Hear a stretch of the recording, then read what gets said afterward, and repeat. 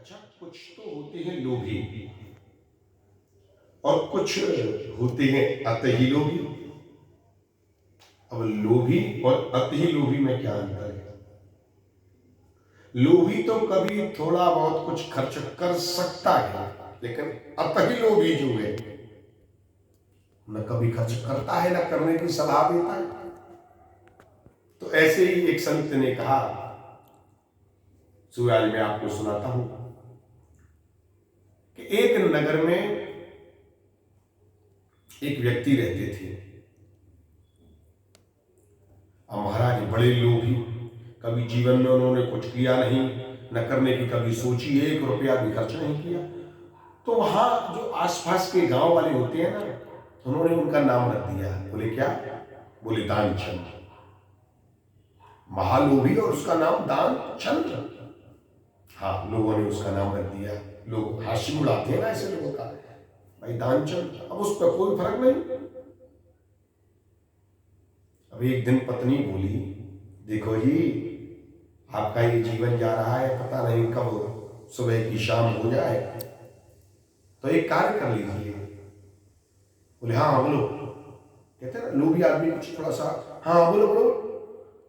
बोलो बोलो क्या धर्म की बात बतला रहे? बोले धर्म की बात कोई मत बतलाना जिसमें धन खर्च हो, ऐसा कोई कार्य मत बतला देना। धर्म का कार्य करोगे भैया, पूजा कराओगे तो धन खर्च होगा, पाठ कराओगे तो धन खर्च होगा। हाँ, मानसिक सेवा भले ही कर लो, उसका भी उतना ही फल है। वो मैं आपको पूर्व कथाओं में श्रवण करा चुका हूं। तो यहाँ कहने का तात्पर्य यह है कि पैसा खर्च ना हो, बस वो काम बता दो। बोले एक काम ऐसा करो, यहां से ज्यादा दूर नहीं, 10 किलोमीटर दूरी पर गंगा माँ बहती है, जाकर उसमें स्नान कर जाओ। बोले गंगा जी जाऊंगा, गंगा जी पर आऊंगा, वहां कुछ भी हो सकता है, वहां भी जाकर धन खर्च होगा, ऑटो टेम्पो में बैठ कर जाऊंगा, रिक्शे से आऊंगा। नहीं नहीं जाना, मुझे नहीं जाना। पत्नी बोली अजी क्या करोगे, मैं आपको सुबह भोजन बना कर दे दूंगी, टहलते हुए चले जाना, 10 किलोमीटर ही तो है, टहलते हुए गंगा स्नान करके वापस आ जाना। बोले हाँ ये बात बिल्कुल ठीक है, धन खर्च नहीं हो, ऐसा धर्म का कार्य बड़ा अच्छा है। हमारा सुबह हुआ, दानचंद जी को पत्नी जी ने भोजन बनाकर दे दिया। दानचंद जी एक और कपड़ा और एक और अपना भोजन और लेकर चल दिए। हमारा पैदल पैदल पैदल सुबह के निकले हुए दोपहर तक वहां पहुंचे गंगा स्थान। जैसे ही पहुंचे तो आप देखते होंगे कि जहां पर घाट होते हैं वहां पंडे बैठे रहते हैं। अब जैसे ही देखा कि ओ पंडे तो पकड़ रहे हैं, पंडे पकड़ लेते हैं, जजमान आइए, आओ जजमान, आओ जजमान, गंगा स्नान करो, पूजन। बोले ओ यहाँ तो लफड़ा है, यहाँ तो जैसे ही हम स्नान कराएंगे ये तो पैसे मांगेंगे, ऐसा स्नान हमको नहीं करना, हमारा तो आना व्यर्थ हो गया। विचार किया उन दानचंद्र जी ने, क्यों न स्नान किया जाए, किसी ऐसे घाट पर चलकर स्नान करें जहां पर कोई जनता ना हो, कोई पंडा ना हो, कोई बवाल ना हो। हमारा बहुत घाट देखे, ऐसा घाट कोई नजर नहीं आया। एक घाट पर पहुंचे, बड़ा सुनसान था वो स्थान। बोले यहाँ ना होना,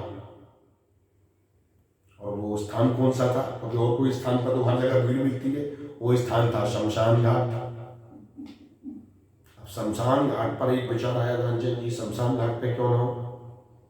बोले अरे यहाँ कोई पंडा बवाल नहीं आएगा, मैं तो यही स्नान करूंगा। और भैया पंडा जी उसने अपने क्या नाम है, दानचंद्र ने अपने कपड़े उतारे, वस्त्र उतारे, और गंगा जी में जैसे ही कूदने को हुआ और गोता लिया, हर हर गंगे। भगवान ने वैकुंठ से देखा कितना लोभी है, 1 रुपया भी खर्च करना नहीं चाहता है। चलो उसकी परीक्षा लेती है आज। जैसे ही दानचंद्र जी ने गोता लगाया, हर हर गंगे, बाहर निकले, तपक से भगवान कूद पड़े पंडा बनकर। बोले यजमान लाओ हमको हमारी दक्षिणा। दानचंद्र जी सोचने लगे, संसार को छोड़कर, सारे घाटों को छोड़कर तो मैं यहाँ आया, यहाँ भी ये आ गया। बोले जाओ उलटो, हम कुछ नहीं देंगे। बोले दोगे कैसे नहीं? बोले यहाँ शमशान घाट में भी कोई पंडा रहता है क्या? बोले यहाँ हम रहते हैं। बोले क्यों?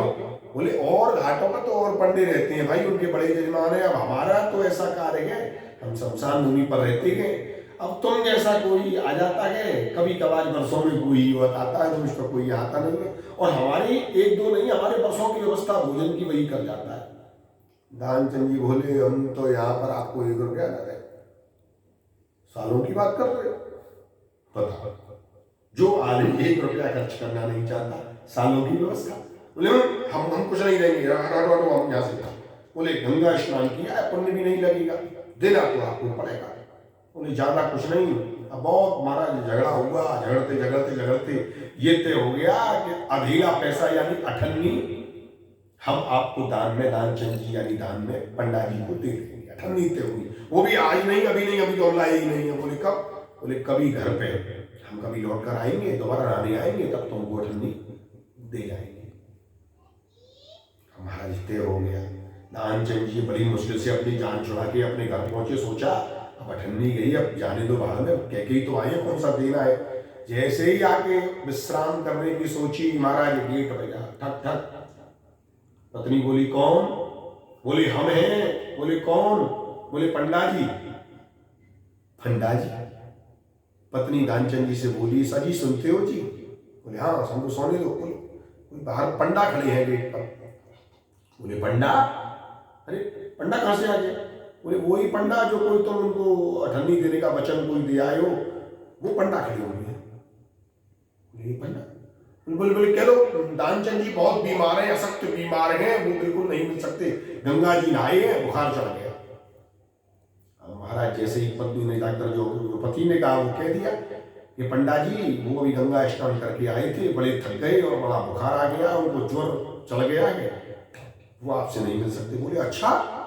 पंडा जी कहने लगे हमारे जजमान को बुखार चढ़ गया, गंगा नहाने से हम उसका इलाज करेंगे ना, हम उन पंडों में से नहीं जो अपने यजमान को दुखी छोड़कर चले जाए, बीमार छोड़ जाए।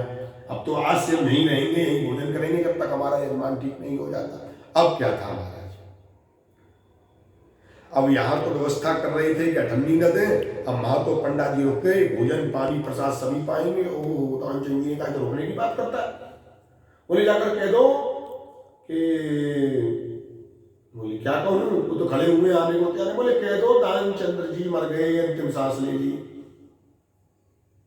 वारे लोग मरने की खबर दे रहा।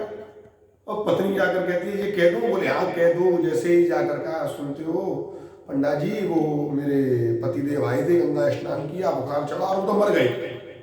पंडा जी कहने लगे मर गया? इतनी जल्दी मर गया? 98 देनी नहीं पड़े, मर गया। जैसे ही मरने की खबर समाचार सुनाया, अब महाराज पूरा गांव को पंडा जी इकट्ठा कर लाए, मर गया मर गया मर गया मर गया, दानचंद्र मर गया। उस अनुसार सुन के आ गया दानचंद्र मर गया, दानचंद्र मर गया। सब सुनकर दौड़े चले आए। ओ महाराज चिता वो अर्थी बना दी गई, लेकिन वो दानचंद्र पड़ा हुआ है। पत्नी कह रही है ये नहीं मरे। सब गांव वाले कह रहे हैं हाँ बिल्कुल यही हालत होती है, पत्नी तो यही कहती है नहीं मरे, कोई सुनने को तैयार नहीं। दानचंद्र सांस रोक के, महाराज बड़ा ढीठ है, अड़ियल है, सांस रोक के बैठा हुआ है, देखा गया 98 नहीं देनी पड़ गया। पंडा जी भी बड़े महाराज मनमोहक धन भगवान रूप में ले गए, महाराज शमशान घाट पर ले गए, चिता बनाकर रख दिया गया, वो नहीं मिला। भगवान बोले बड़ा ढीठ है, इसको तो मुझे ही कुछ देना पड़ेगा। भगवान उसके स्वप्न में आए मन में और आकर कहने लगे अरे दानचंद्र मैं कोई और नहीं, मैं भगवान हूँ। महाराज भगवान को देखते ही दानचंद्र जैसे ही आंख खोली, तपाक से पंडा जी सामने खड़े हुए, जजमान लाओ। महाराज दानचंद्र चिता में से उठा हुआ दोबारा लेट गया। भगवान बोले वास्तव में अति योगी है। बोले अरे दानचंद्र मैं ही वो पंडा रूप में भगवान हूँ, तेरी इच्छा हो जो उससे वरदान मांग ले।